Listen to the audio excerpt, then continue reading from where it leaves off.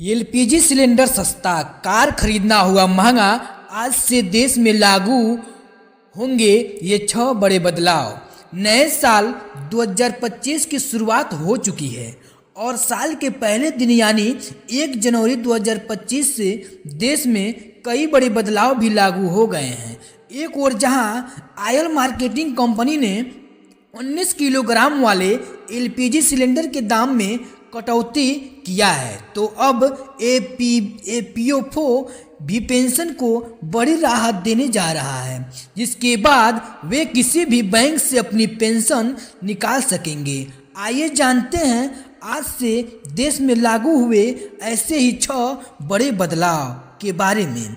LPG cylinder के दाम में कटौती। सबसे पहले बात कर लेते हैं कि गैस सिलेंडर की कीमतों के बारे में। तो ऑयल मार्केटिंग कंपनी ने 1 जनवरी 2025 की सुबह कमर्शियल एलपीजी गैस सिलेंडर के दाम घटाए हैं, जिसके बाद 19 किलोग्राम वाला सिलेंडर दिल्ली से मुंबई समेत देश भर के शहरों में सस्ता हो गया है।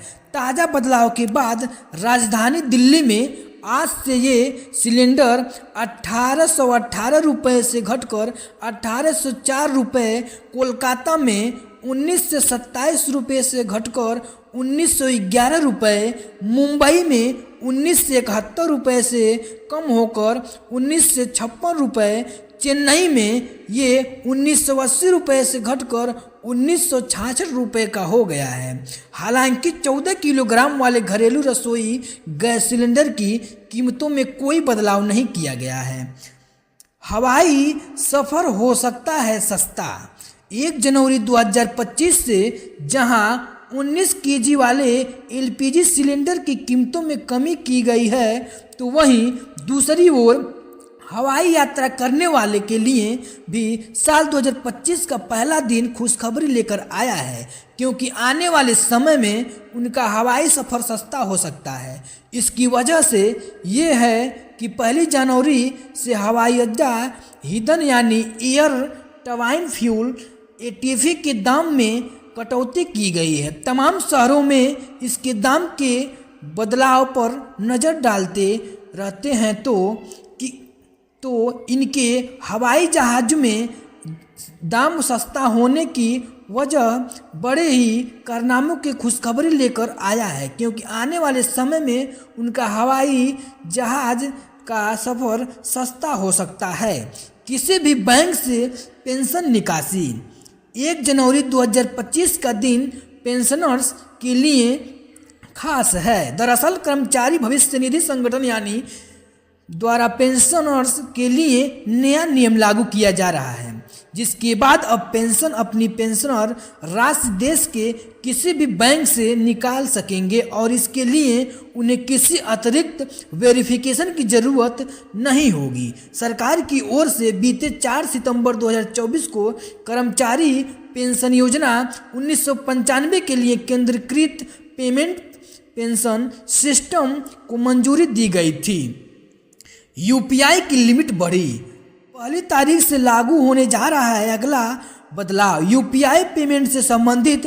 दरअसल reserve bank of India RBI द्वारा फीचर्स फोन के ऑनलाइन पेमेंट की सुविधा देने के लिए यूपीआई 123 पे की शुरुआत की गई थी। National payment corporation of India ने अक्टूबर 2024 में इसके लिए सर्कुलर जारी किया था। इसकी ट्रांजैक्शन लिमिट को बढ़ाने का फैसला लिया गया, जो कि 1 जनवरी 2025 से लागू किया जा सकता है। इसके बाद यूजर्स अब 10,000 रुपये तक की रकम का ऑनलाइन पेमेंट कर पाएंगे, जो पहले 5,000 रुपये तक की ही थी।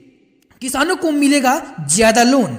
1 जनवरी से लागू होने जा रहा है 5वां बदलाव। किसानों के लिए राहत भरा ये बदलाव किसानों के लिए कर्ज लेना आसान बनाएगा और खेती किसानी की बढ़ती लागत समान करने में मददगार साबित हो सकेगा।